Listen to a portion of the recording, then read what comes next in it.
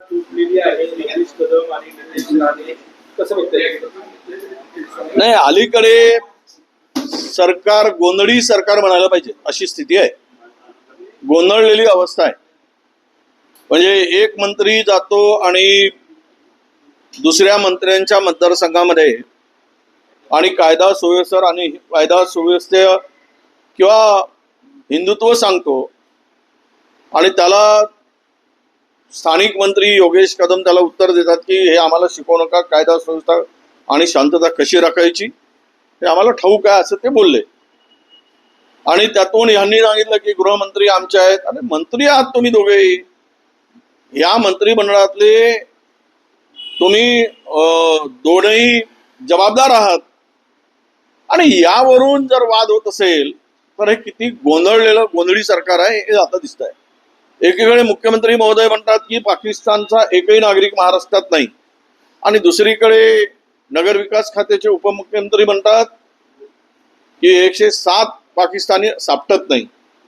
पण यात कुठलाच समन्वय दिसतो सरकार म्हणून? इतका समन्वयाचा अभाव कसा असू शकतो?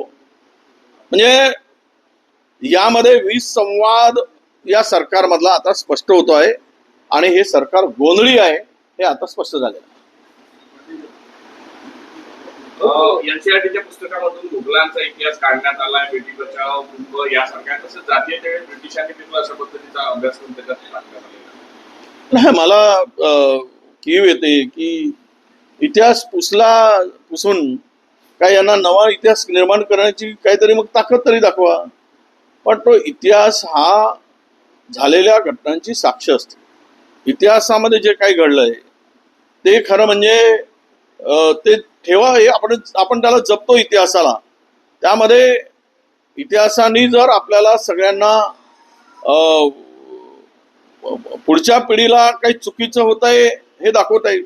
पण विषमता निर्माण करून किंवा दोन धर्मामध्ये जातीमध्ये दैर्य निर्माण होईल अशा प्रकारचा नवा अभ्यासक्रमामध्ये समावेश करणं आणि तो इतिहास संपवणं हे किंवा इतिहास काढून टाकणं हे मला वाटतं की जातीला धर्मामध्ये याला धर्मांधतेला खतपाणी घालण्यासारखं आहे.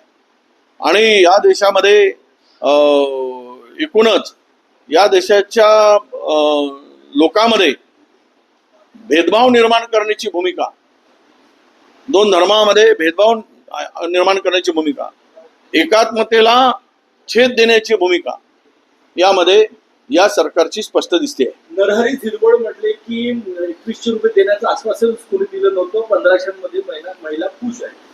नरहरी झिरवळ आता मंत्री झालेत, ते जरा पाहून वाचून बोललं पाहिजेत.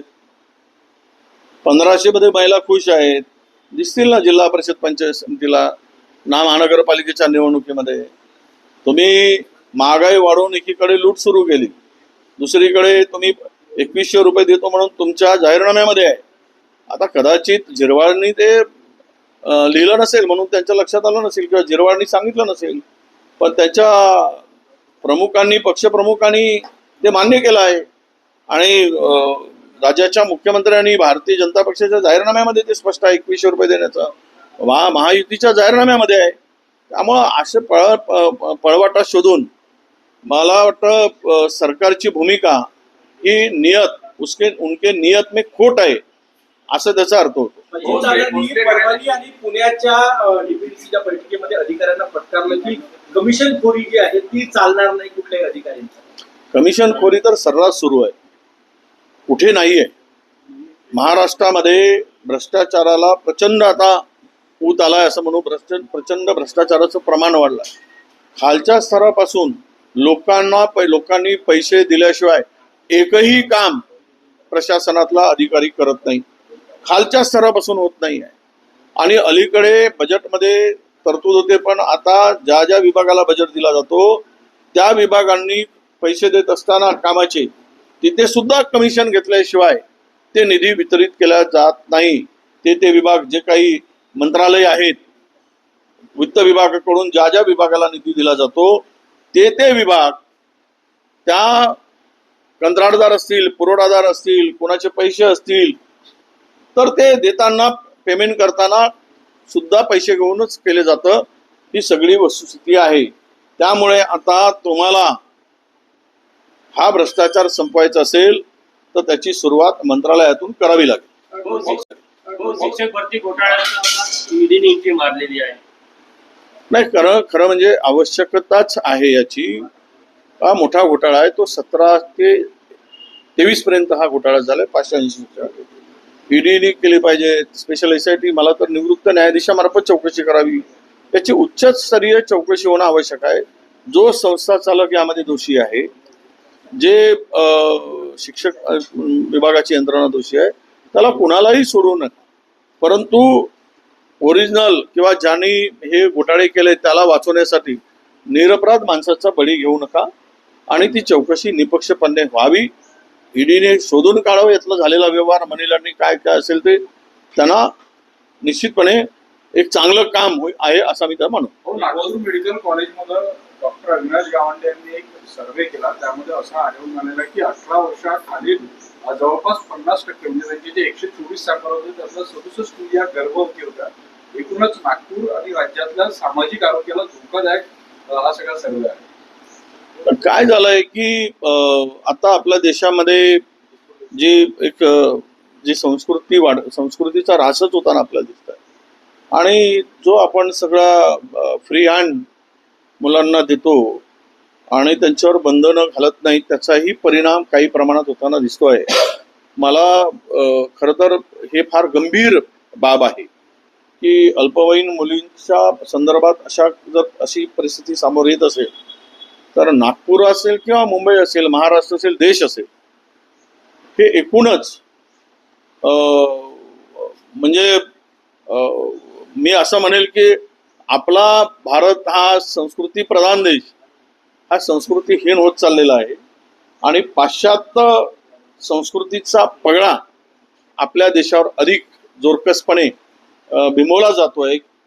ही स्थिती भयावह आहे आणि मला वाटतं ह्यातून ही पुढची पिढी उद्ध्वस्त होण्याच्या मार्गावर आहे आणि त्याला वेळीच जर आपण लगाम घातला नाही तर मात्र भविष्य अंधकारमय होईल आणि आपला देश उद्ध्वस्त होईल. भोसले घराण्याची ऐतिहासिक तलवार जी आहे ती इंग्लंडमध्ये न्यूयॉर्कमध्ये एका शहरामध्ये विक्रीला काढलेली आहे. पण भोसलेंनी स्वतः त्याच्या प्रश्न विचारला ही तलवार तिकडे कशी गेली, चोरीला गेली असा संशय. काय वाटतं सरकारने काय पावलं उचलले पाहिजे? आता हे खरं म्हणजे या सगळ्या बाबीमध्ये वाघनखं आणली, तलवार घेऊन यावी. तर सरकारला तसाही काही उद्योग राहिलेला नाही. त्यामुळं किमान एवढं तरी जपावं की आपला इतिहासाच्या ज्या काही साक्षी आहेत ते जपण्याचं काम तरी तेवढं केलं पाहिजे इमानदारीनं. बाकी तर काही काम करू शकत नाही. म्हणून ती तलवार आणायचं की नाही तो सरकारचा विषय आहे. पण गेली कशी तर इंग्रजांनीच नेली असेल, तिकडे इंग्रजांच्या ह्याच्यात आहे. त्यामुळे छत्रपती शिवरायांनीच एकमेव असे राजे होते की ज्यांनी इंग्रजांना रोखून धरलं होतं.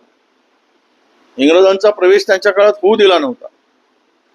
तर त्या ठेवी जपल्या पाहिजेत असं आमचं स्पष्ट मत. नागपूरमध्ये हत्या सत्र सुरू आहे, टोळीयुद्ध सुरू आहे आणि एका टोळीच्या तपासामध्ये पोलिसांना अशी माहिती मिळाली की एका हत्याकांडाच्या माध्यमातून नागपूरमध्ये 14 एप्रिलला दंगल घडवण्याचा त्या टोळीचा प्रयत्न होता. म्हणजे नागपूरच्या कायदा सुव्यवस्थेला घेऊन देखील एक मोठा प्रश्न. हो, जिथे 200 किलोमीटर अतिरेकी घुसून शस्त्र घेऊन निरपराध इनोसंट लोकांचा बळी घेतात, तिथे देशाचं इंटेलिजन्स फेल होतं. तिथे काही चर्चा होत नाही. चर्चा हिंदू मुस्लिमचे होते. दुर्दैवानं ते आले कसे, ते घुसले कसे, तिथे पोलीस बंदोबस्त का नव्हता. आता तिकडे सीमेवर जर इतकं दुर्लक्ष असेल तर राज्यामध्ये आपण कोणाला बोलावं? हे तर होम मिनिस्टरचं गाव आहे, शहर आहे. आणि म्हणून इथल्या कायदा सुव्यवस्थेच्या संदर्भात तुम्ही म्हणताय इतकी भयावह परिस्थिती आहे की त्याची एक वेगळी प्रेस आम्हाला घ्यावं लागेल. अत्याचारामध्ये एवढी वाढ झाली आहे. एक मुद्दा नाही, खरं म्हणजे उद्या नागपुरामध्ये स्फोटक परिस्थिती निर्माण होईल जर वेळीच यावर आपण बंधन घातलं नाही तर. कारण सत्ताधारी सत्तेमध्ये इतके मशगूल आहेत की त्यांना नागपूरची चिंताच राहिली नाही अशी परिस्थिती आहे. NCERTच्या 7वीच्या अभ्यासक्रमामध्ये